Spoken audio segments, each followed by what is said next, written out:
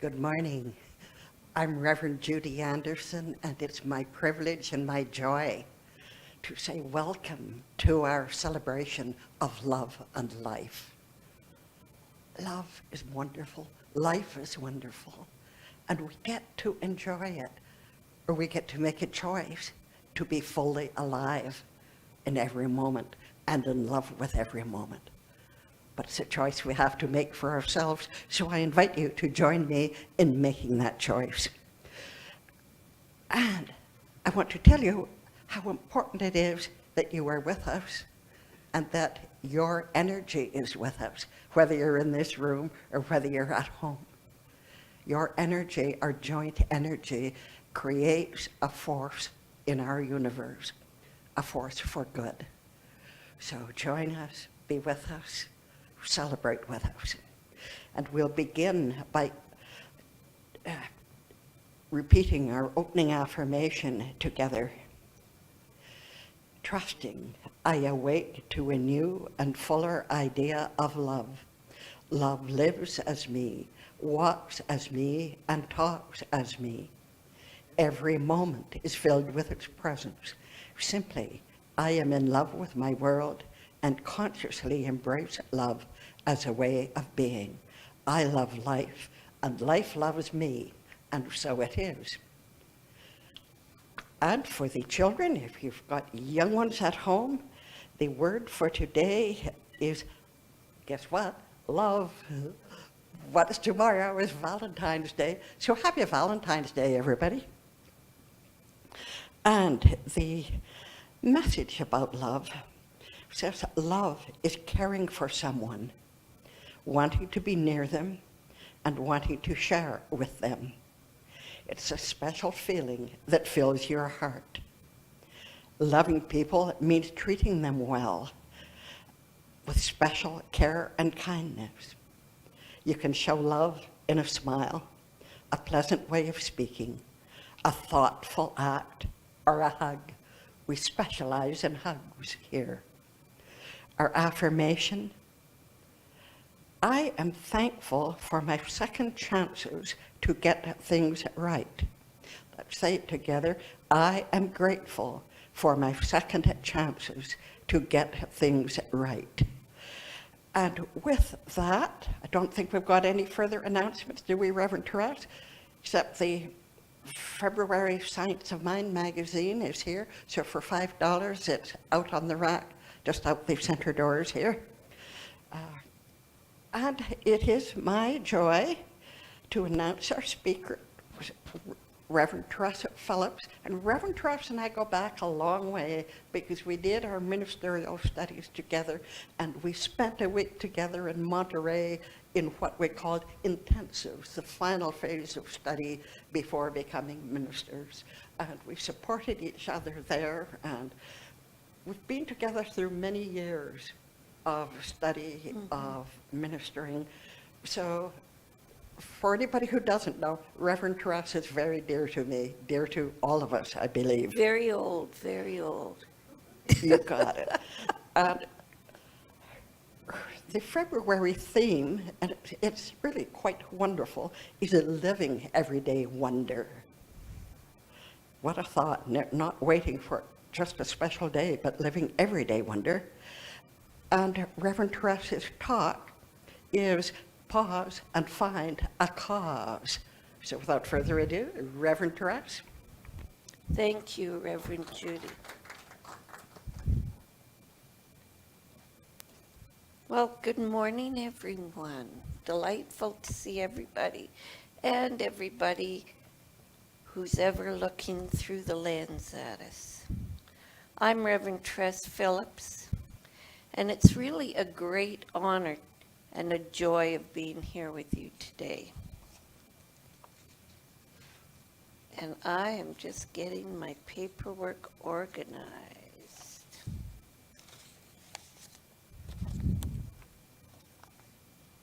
So every morning, every day of the week at 7 a.m. our time, you can tune in to Edward Vilhuven, and he is a CSL leader.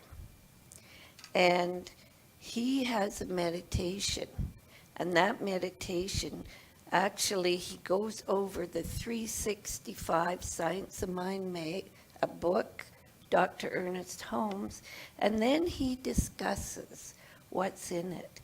So I thought today I would share it with you because it's incredible, and it's one of the sites where you listen, but you also can say good morning, everyone, and you see people from all over the USA and maybe Mexico, Canada, all of them are connecting. And now it's names I'm starting to recognize of people I don't even know. But it's quite exciting. But during the day, you can also go on. So if you look him up on Facebook, Edward, and it's Viljoen. He is the CSL leader. And what I would like to do is read today's, and I'm going to need these eyes for that. I know only right action. A new heart will I give you, and a new spirit will I put within you. Ezekiel 36:26. Remaining constantly open to the love of God within ourselves can produce great results. Though the essence of love may be elusive, it pervades everything, renewing our soul and uplifting our emotions. We can all live happily, harmoniously, and successfully until with one another when each of us practice a conscious recognition of the presence of love within ourselves and within everyone. We can overcome the troubles and the difficulties that we have allowed to enter our lives when we remember that love is the creating and sustaining presence of all. God loves, moves, gives, and exists in me. As I eliminate anger and resentment, the divine nature flows freely through me. The life-giving qualities are forever in motion. There is nothing in me that can stop, except when you lose your place, which I just did. There is nothing in me that can stop, even for a second, the flow of divine energy. And, excuse me, there is only loving right action. The warmth of love circulates through my mind, my body, my world. The energy that I would have used in being angry, I now release in love. I dismiss all tendency to be angry, fearful, or resentful. In exchange, I am filled with faith, love, and trust. I just love this book, but listening to him in the mornings really brings it to light. And people put their comments in, and I'll think, oh, that's an interesting idea, and I like what they've said. So Dr. Holmes says in the Essential Ernest Holmes, there is a universal mind, spirit, intelligence that is the origin of everything. It is first cause. It is God. The universal life and energy finds an outlet through everything that lives. So that universal divine God essence finds life and is our energy. There is one spirit back of all expression. He also says, it's up to you. We have been so afraid of mentioning the word God, so superstitious about everything concerning the deity, that the thought of ourselves as divine has been foreign to the general conception. And yes, we are divine, for we are the divine mind in a human form. But I would imagine through our entire life and our teachings until we came here, this whole idea of God in, as, and through me, operating through me, was a fairly foreign concept. You see, my inner dreams become my outer experience when I align myself with my divinity. So how are we going to align ourselves with our divinity? I am the co-creator of my life, not the creator, but the co-creator. I am the thinker. I am the brain. And I use that word lightly. Some days I wonder where the brain has gone, but I am the thinker. I am the brain. Thoughts and words create through me, and I am the only one that can control my thoughts. When I learned this, when I first started coming, I thought, yeah, that's right. And then I realized that also meant I had to stop blaming other people for stuff. And I thought, oh, I don't know if I like that. I kind of saying, no, it's not my fault. My husband did it, or it's not my fault. Gore did it, or everybody else did it. No, it happened in my life. So I'm the one who's responsible. I am the co-creator. Thoughts are things. And the words create through me, and I'm the only one that can control my thoughts. And some days it's pretty hard for me to control my thoughts because I want to think thoughts that I know if I continue, it's going to make a very unhappy life for me. So do you ever get tired of the same old, same old? I have to really watch. I get bored really easily, and so I can get tired of the same old, especially in our house. I really have an aversion to a lot of foods because I was forced to eat them all my life. And I'll just say it right out here. You can think I'm as oddball as you. I hate meat and potatoes. I have always hated meat and potatoes. When I was a little girl, eat your meat and potatoes. All my life, wherever you go, meat, potato, meat, potato. Is there not more food beside a potato and a hunk of meat? And I know there is, but it's just one of the things that, oh my goodness, can get bored quick with.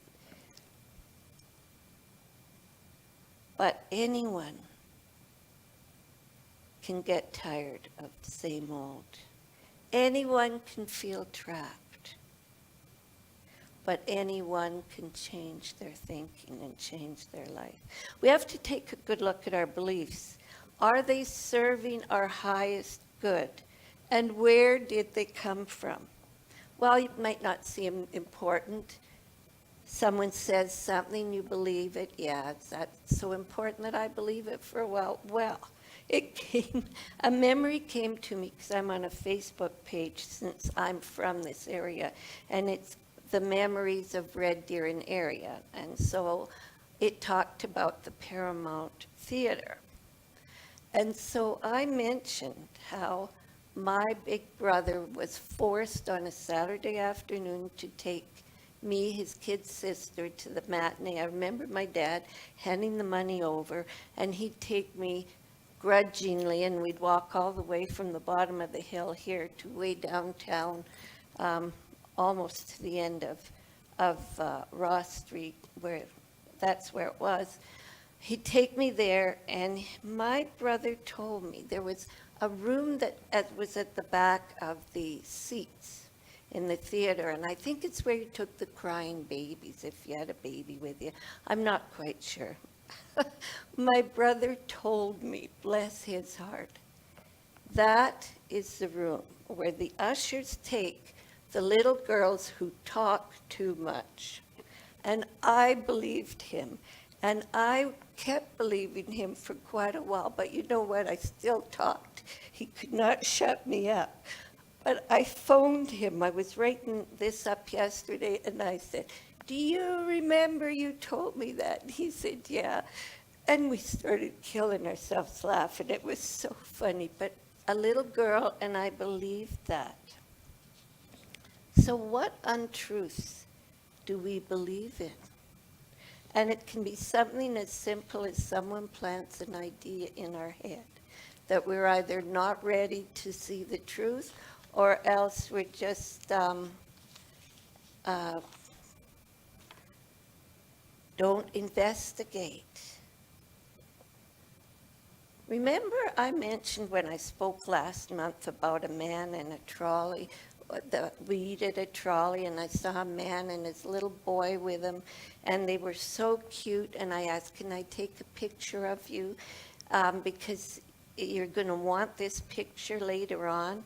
Okay, and I did, and then I came home and saw my son, and he was with his boy, and they're working on the camper to make it into a fishing trailer. Well, I go and look on the trolley Facebook page. Let's see what the menu is for lunch. And here I see the picture, one of the pictures I took of this big, tall man, his little wee boy, just sitting talking to each other, and he gave his son the drink in the adult coffee cup. And he says in there, the boy's name and I at the trolley, many thanks to the kind old lady who took the picture. Well, you know, it was a great opportunity, because then he took the little boy sledding for the first time in a big boy sled, and this was sort of the beginning of their journey of a father-son morning together. And I thought, isn't that wonderful? And then I got thinking, but I'm not an old lady. I'm not an old lady. And I keep forgetting about the beauty of the picture and thinking, oh, I got called old. Oh, I got called old. But when I introduced myself and offered to take the picture, I said, I'm a grandma, and I see the beauty in this picture. So I walked right into it. So there you go. So do I want to call myself old, or do I want to call myself well-seasoned? And I'm thinking well-seasoned works a lot better for me. But do you have negative or unwelcome thoughts about yourself? And where in heck did those thoughts come from? Because you no longer have to hang on to them. I don't know if you want to imagine tying them to a balloon that floats up in the air that pops. Imagine writing them down, burning them in a fire. But they don't belong to you anymore unless you want to cling to them and believe them. We're all invited to remember that not only am I one with Spirit, but that Spirit is all that I am. We are spirit dressed in a body, and each of us have such a unique personality, but we are all much more than that. We are all divine beings who've come to work on our consciousness, to remember who each of us truly are. And we are each divine mind, spirit expressing in, as, and through each of us in our beautiful physical form. We are each here to live the life of God, higher power, divine essence, universal mind, whatever word you connect to your higher power with. We are here as expressions, as vehicles. Imagine the amount of love and joy that we can express by just saying something. Or we can do it the other way around. We can be the meanest, crabbiest, most whatever, fill in the blanks, because it's endless. We can be one way or the other. It's our choice. We are each here to live the life of God. We each have a position of power. We have a position of power because we come from a higher place. divine intelligence. That's the gas in our gas tank of our life. And you don't have to pay $1.46.9 or whatever it is right now for that gas. It's there. You just recognize it. Cause is that which causes or produces an effect. So every manifestation in our life is an effect, and every effect is subject to its cause. Everything we perceive in our physical senses is an effect. You have to burn the soup before it smells like it's burnt. There you go. That's it in a nutshell. If you want to, I can think better if I see a visual, and to me that's a visual. Principles themselves are invisible. We see the effects everywhere in our own world and in our universe. It's always there, ready to respond and make itself known in the visible world by the results of its activity. The principle is invisible, and it's the first cause, and the result is visible, and is the effect. And when I'm speaking of the invisible, it reminds me of one of the Facebook pages I go to. It's called Aurora Chasers of Alberta. And it all has to do with the aurora borealis, and sometimes there's sunsets. And here last night it says, do not go to Nose Hill Park in Calgary to look at the auroras because Nose Hill Park is on fire. And it showed a picture, and it was huge. So I don't know what's happened there, but it was certainly, I'm thinking, oh my goodness, how many people don't even know this is going on around them? And there it is, right there. So much is going on around us, always. And there's always a cause for what is happening. The word thought is creative, and it is through my conscious thoughts or subconscious beliefs that I am the co-creator of the conditions in my life. So what are my conscious thoughts? What are my subconscious beliefs? What have we been told over the years by maybe school, maybe our brothers that tell us about the little room for the girls that talk too much? I know that's a comedy, but it was a real thing for a while. What is it? What are the beliefs? And what will they create?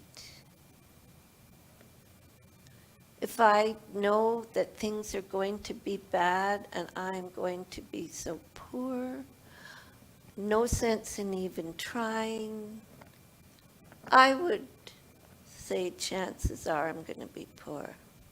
Or if I go with that attitude, I'm never going to make it, there's no luck for me, and I win the lottery, I bet you I have it gone in a year or so. It's the thinking. Where is my thinking taking me?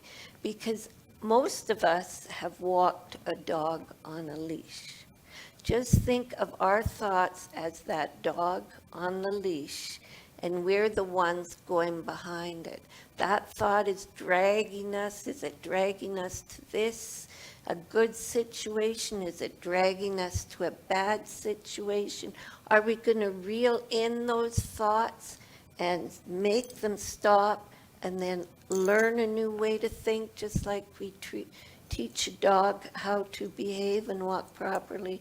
Or are we just going to have one arm way longer than the other, trying to keep catching up with all of the Looney Tune thoughts I know I can think of at times, and I can get some pretty good fears going.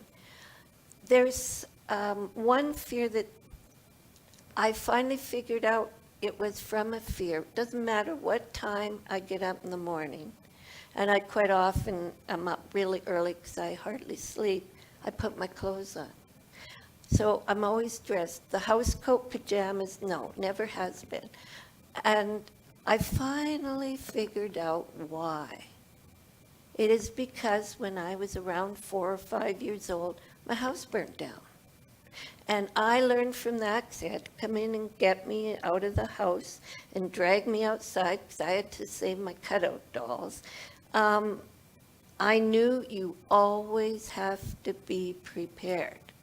So for me, that's the only logical reason I can think of why still, however many years later, first thing you do, you make sure you have your clothes on. So, and that would be a built-in fear of you have to always be ready for an emergency.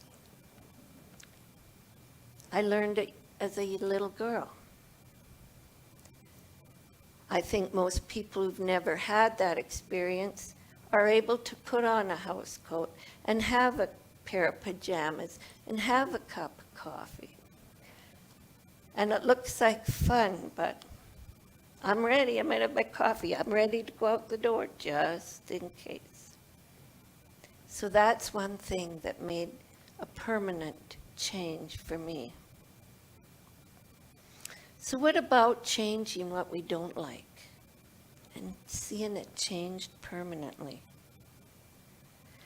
Conscious thought and subconscious beliefs are the essential mental causes of our feelings and emotions. So let's look at what we think. I invite you right now just to have something that you're thinking of, a thought or something you might have a fear of or whatever, and just see it on the ground. See it as almost the physical form on the ground. And you have one of those giant brooms like you see the janitors sweep the floor with, and you just sweep that thing away. And it is permanently away from your life. And if it's bothering you again later or tomorrow, you mentally grab that broom and you just sweep it away, or do whatever you can physically dream of to see it actually being destroyed, but to give power to what you're doing. See yourself having the power of pushing it away, of saying you're no longer any power for me. That thinking no longer belongs in this beautiful body that is mine, which is in fact the divine body. That's who we always were and who we are now. So analyze your internal dialogue. What is it you want? Think about what you want. Because, precisely the opposite of what we want is often what we think about. Oh, I don't want this to happen, and then it happens. Instead, oh, I want clear sailing through this event. I know that the finances will be there, and the method to get the finances is revealed to me now. I know that I will pass that exam. I remember I would do major spiritual mind treatments. And before I knew about spiritual mind treatments, major prayers for every examination I took, because I hated taking examinations. I can know things left and right, inside and out, up and down. The minute that I sit there and they say, do it, I'm thinking, oh, okay, I'm going to do something wrong. Someone's going to yell at me. Someone's going to get mad at me. And it's all from past history. What has brought fear to me about exams? I'm not quite sure, other than sit, do it. It's like saying, lay down, go to sleep. Lay down, go to sleep. Like, it's kind of like, so sit, do it. And you think, oh, okay. You have 5 minutes, do it, quick. That might work for some people. But in this mind, in this life so far, I really needed to study, really needed to feel confident. So what can we do to prepare? Or what fears can we let go of? Because I think we all have the odd little niggly in there. And instead, think about what you want. Talk about what you want.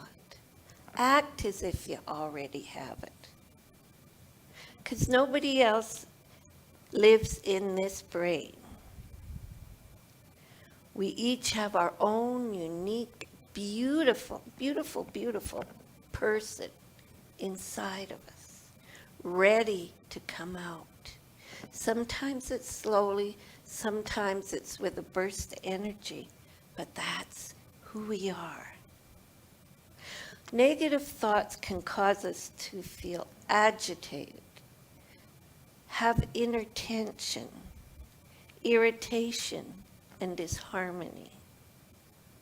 I do know that when you go for a massage, the more tense it's been at your workplace or your personal life, oh boy, they're saying, oh, well, look, all these, you really have been tense. You better make an appointment every week for the next 6 months. And it's because we're tight, some of us, worried, nervous.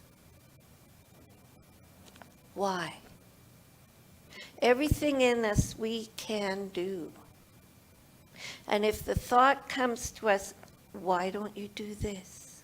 And if it's a thought from the higher power, there's nothing that can stop that from happening except me getting in the way with negative thoughts or almost making it there, almost making it to the end, and then saying, oh, I don't know if I really want this, I'm scared, and stopping. I think that may have happened to all of us some way along the line. But we're here to live. We're here to have fun. Why not? Why can't we be born to have fun? Our spiritual goals should be our priorities. For without spiritual goals, without a connection to a higher power, life is pretty empty. What is there to look forward to? When you see the joy of a little child, that is a love. That is a recognizing of the God force in that little child. A dog, a woman with her baby, the fellow at the trolley with his little boy, teaching him how to be a big guy. The love. That is divinity shining from them that all others there watching. And I'm talking big trucker guys, and like this is a place that the truckers go to. And they would see this and it would be, oh, isn't that a cute little guy? So it's the love, that's the joy, that's the higher power. And we are all able to recognize it in others.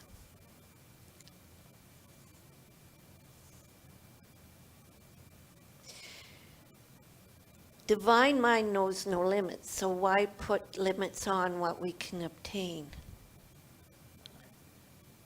Look into it. If something's in the way, look into why.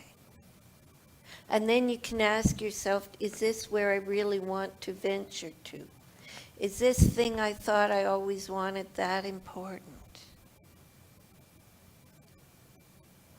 And it just might be the most important thing you ever do in your life. I don't know. So if you want to change, I invite you to join me in a spiritual mind treatment. So if you close your eyes and be right here, right now, and know that there is one divine power, that universal mind that is in, as, and through each and every one of us. That is the divine mind, and that is my mind now. And I know this for myself and for each one here. I know that there is no limit to the highest good in my life. And I choose now to see a dream. I see it in my mind come into fruition. I see myself believe in myself. I see myself knowing that what I need is there for me when I ask. I know that my body is perfect, whole, complete. I know that my mind is free and clear of any negative clutter. I see my thoughts flow smoothly, as if I see a leaf floating gently down a creek. My thoughts flow with love, with purpose, with joy. And I see within me the love of life, the love of others, bubbling up from my soul. For as I love others and connect with others, I am loving divine mind in other people. For we are all one in the divine. And if there is anything that I no longer want, I take time now to just let it go. Let it go.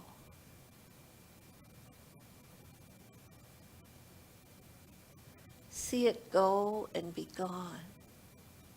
And feel within you that space, that new space that is within each of us as we release the old.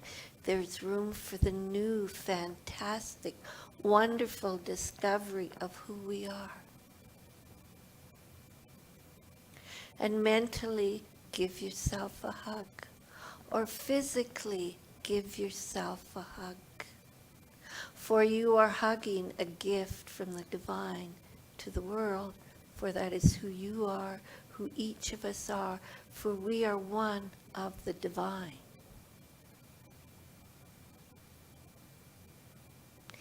And I want you to think within your mind, it is good to be me.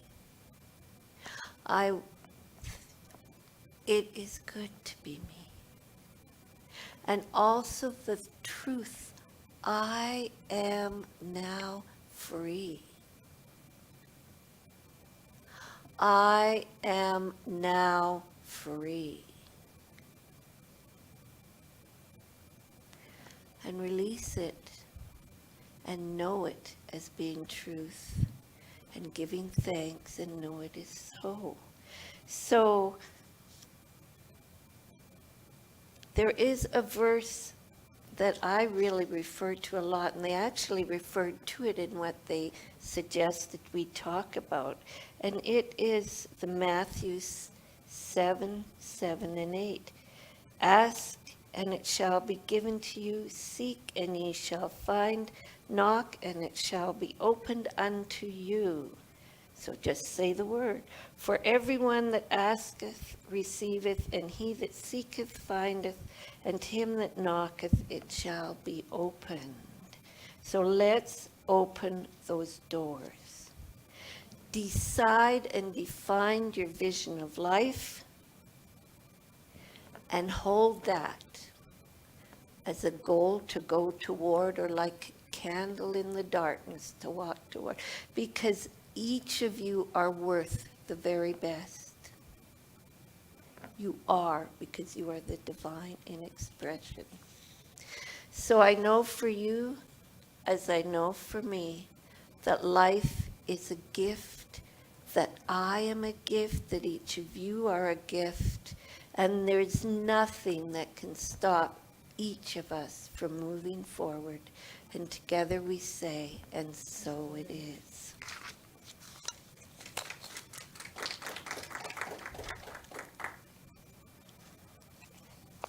And I invite you, we're going to read the prosperity affirmation. And if you wish, you may put a donation in our basket. You may send us a donation. But your being here in person is a lovely donation in itself. But I also invite you, if you want to take these home and put on the fridge, it's great, especially being the month of love, because everyone speaks of love. So if you will repeat with me, prosperity affirmation, I am learning to give joyously, unconditionally of myself, my time, my love, my wealth. As I do, I prosper in every way. My life is enriched in everything that matters. My relationships prosper. My financial affairs prosper. My health and creativity prosper. All is well, and so it is. So prosper, prosper, prosper. I'm ready for that, and I'm going to do something out of the ordinary, because why not? Reverend Judy, would you like to come and do our closing treatment? Okay, and I don't know where the mic is, so that'll be your thing to discover here.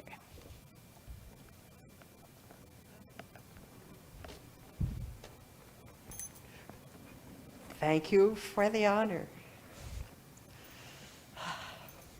Let us simply let our heads fall if we like, close our eyes, and think on the good of this day, of the sunshine. Let's think of the snow that is melting, of the spring that is on its way. Let's think of the love in our lives, most of all. Parents, siblings, aunts and uncles, friends, children. It's a time of the year to think on that which we love and that which loves us. First of all, ourselves. We must love ourselves to be able to give love unconditionally, and even to be able to accept love. So I declare right here and right now that each of us does give unconditionally of ourselves, of our love, of our treasure. We share with joy. We share without fear of lack of any kind. Unconditional giving of ourselves and of our love. And as we do so, we are blessed, we are prospered, we are made joyous and alive, awake, aware. I give loving thanks, knowing this truly is our birthright, and so it is. So it is.